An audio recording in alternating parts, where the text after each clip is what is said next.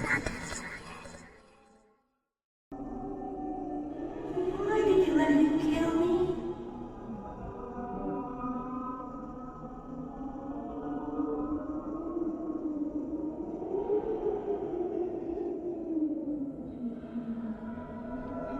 It was the clown. Make the clown go away.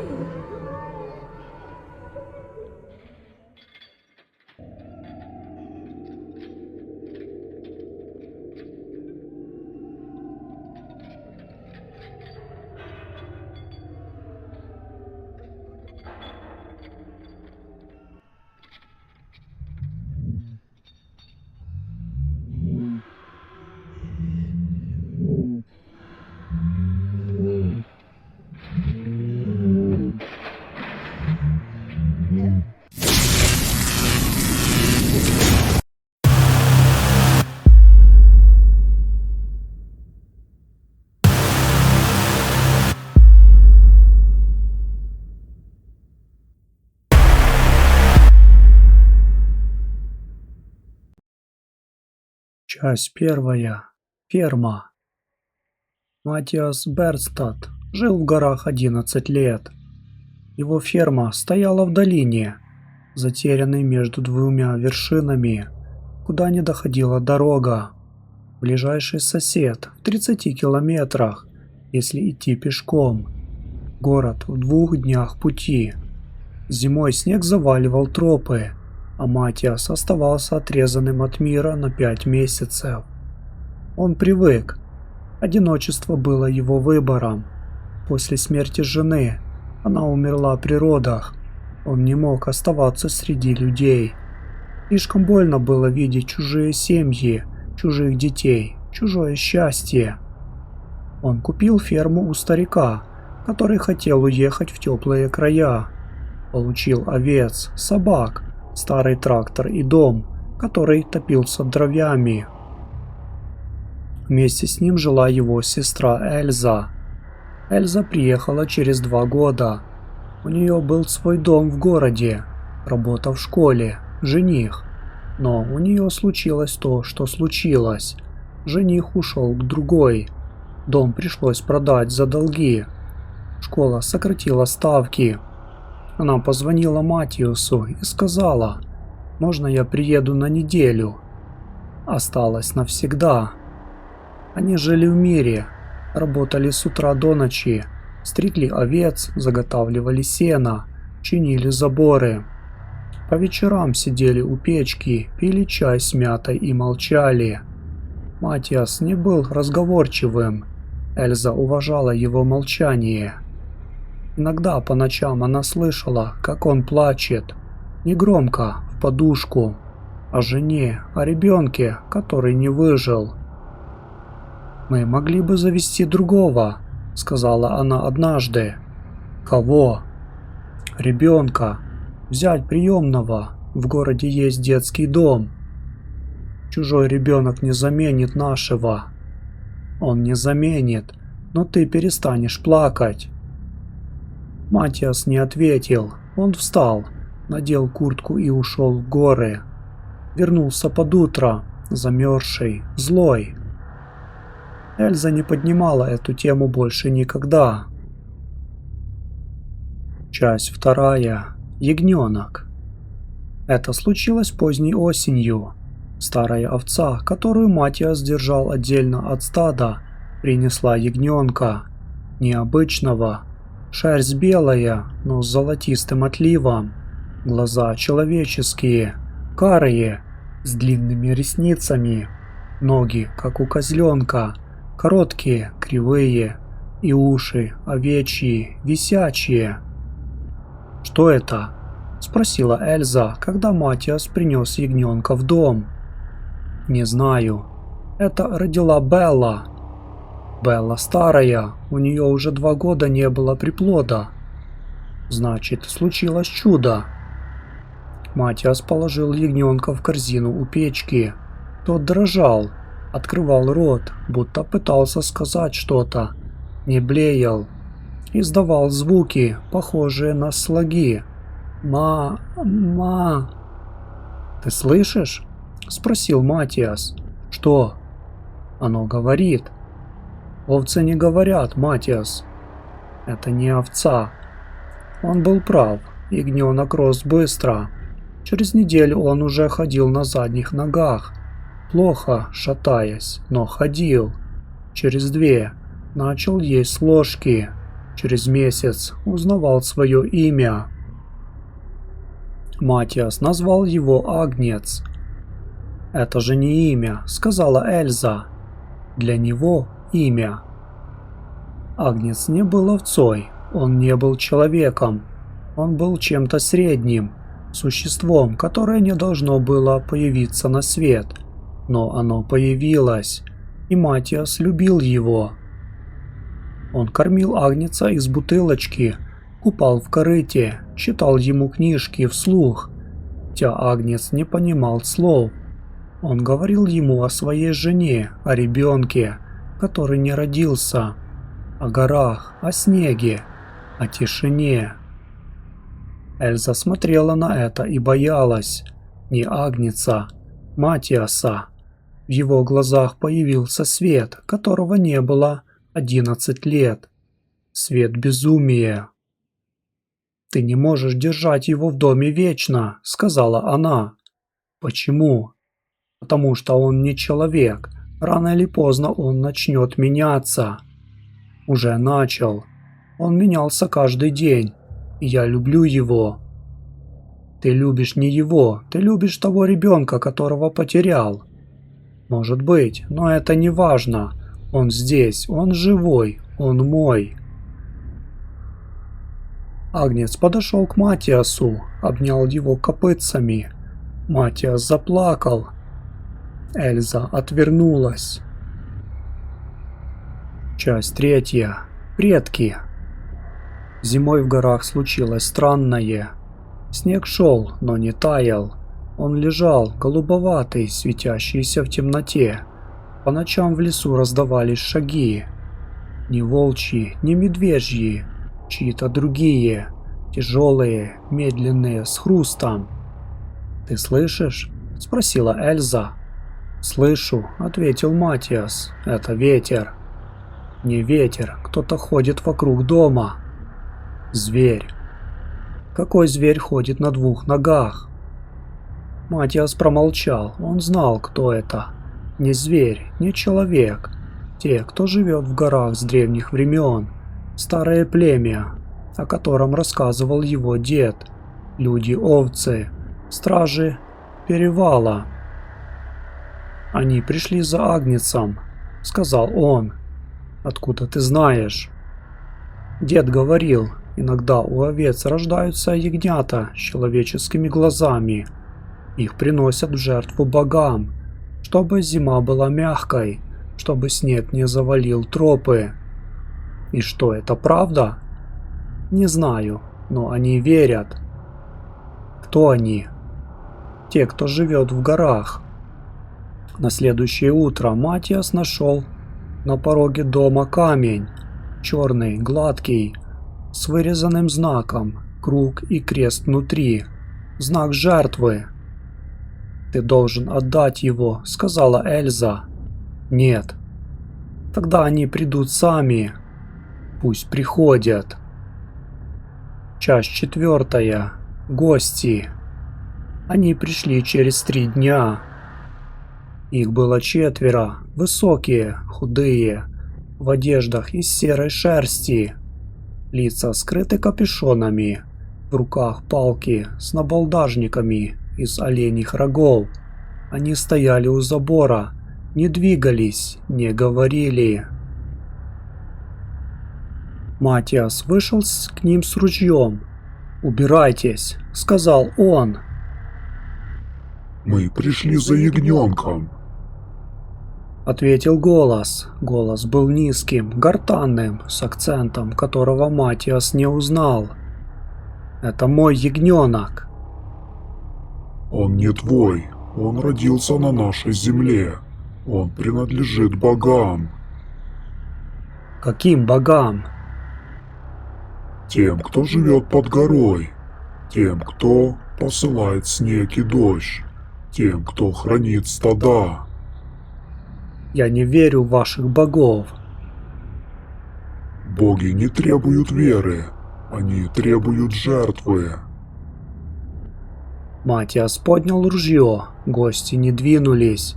Они стояли, смотрели сквозь капюшоны, ждали. Если ты не отдашь ягненка, Сказал один. мы заберем его силой. Попробуйте. Эльза выбежала из дома, заслонила с собой Матиаса. «Уходите!» – закричала она. «Не трогайте нас!» Ты знаешь, что будет. – сказал гость. Мы предупредили. Выбор за вами. Они ушли, так же бесшумно, как пришли, растворились в снегу. Матиас опустил ружье, руки дрожали. «Что мы будем делать?» – спросила Эльза. «Я не отдам его. Тогда они убьют нас. Может, и убьют, но я не отдам». Агнец стоял в дверях дома, смотрел на них человеческими глазами, плакал. Часть 5. Жертва. Ту ночь Матиас не спал, сидел у окна, смотрел в темноту. Снегопад усилился, ветер выл в трубе. Где-то в горах выли волки или те, кто был похож на волков. Полночь, дверь открылась сама. Матиас вскочил, схватил ружье. На пороге стоял он, тот, кого он видел во сне. Существо в человеческий рост, с головой барана. Глаза желтые, с вертикальными зрачками. Руки в шерсти. Ноги, козлиные копыта. «Ты?» – прошептал Матиас. Я тот, кому приносят жертвы. – сказала существо. Голос был глубоким, как горная порода. Тот, кто хранит эту землю 1000 лет. Ты взял мое дитя. «Твое?» Ягненок родился от моей крови. Его мать не овца. Его мать та, кто живет под горой. «Где она сейчас?» Умерла, рождая его. Я пришел забрать то, что принадлежит мне. «Он не вещь, он живой!» И он будет жить под моей защитой, в горах, среди своих. «Среди кого? Среди чудовищ?» Существо засмеялось. Смех был похож на камнепад. Чудовища – это те, кто забирает чужих детей и называет их своими.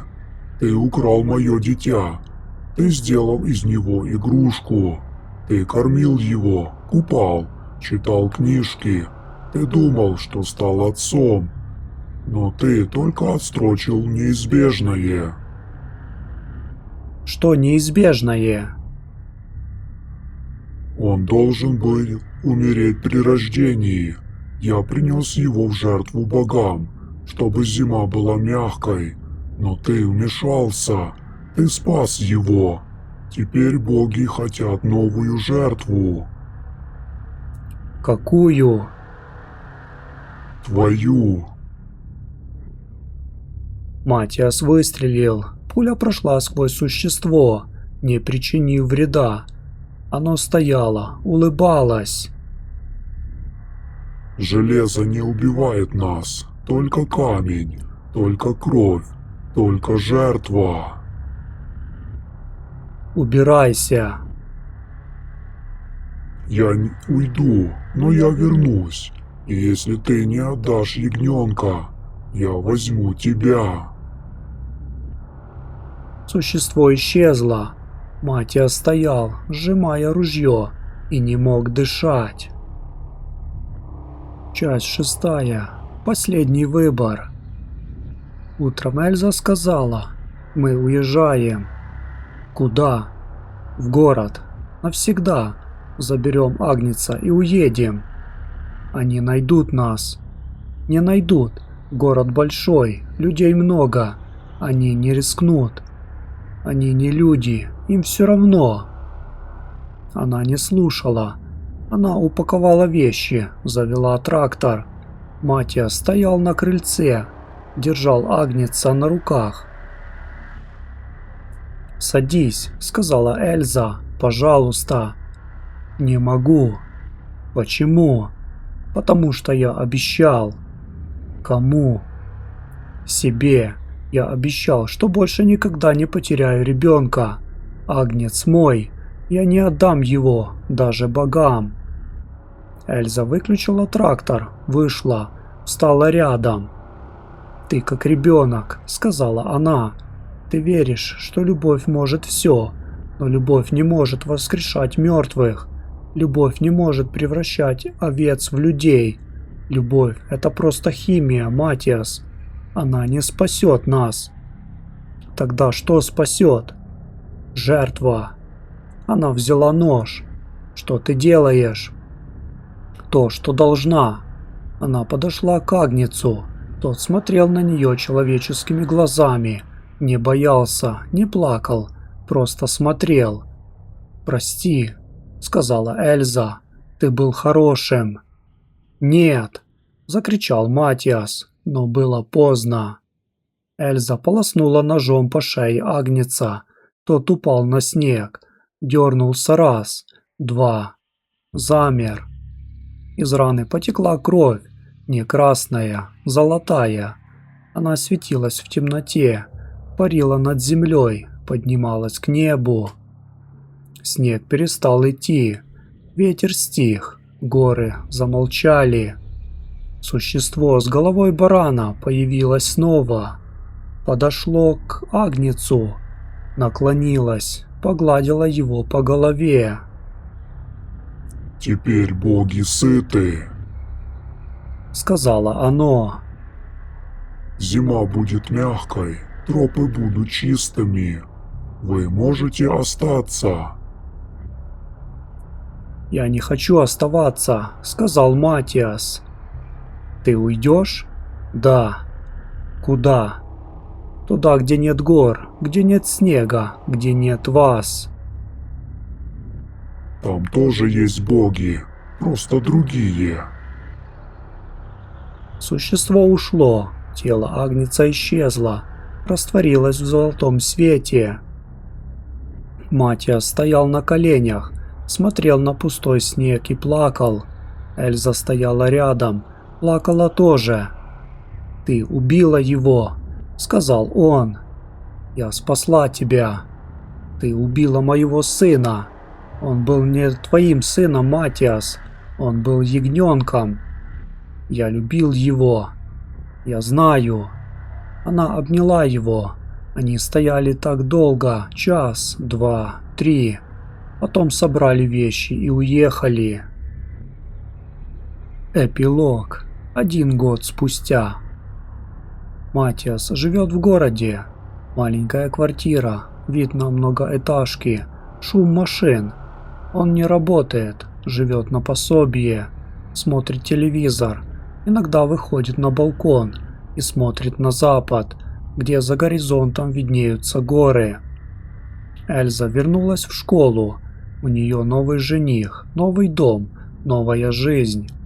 Она приходит к брату по выходным, готовит ужин, моет посуду. Они не говорят об Агнеце.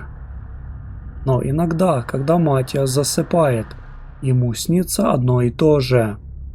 Он стоит на ферме, вокруг снег, горы, тишина. Из дома выходит Агнец, выросший, взрослый, с золотистой шерстью и человеческими глазами. Он подходит к Матиасу, обнимает его. «Папа», — говорит он, — «почему тетя убила меня?» «Чтобы спасти нас. Но я не хотел умирать. Я хотел жить с тобой». «Я знаю. Тогда почему?» Матиас просыпается, смотрит в потолок, плачет.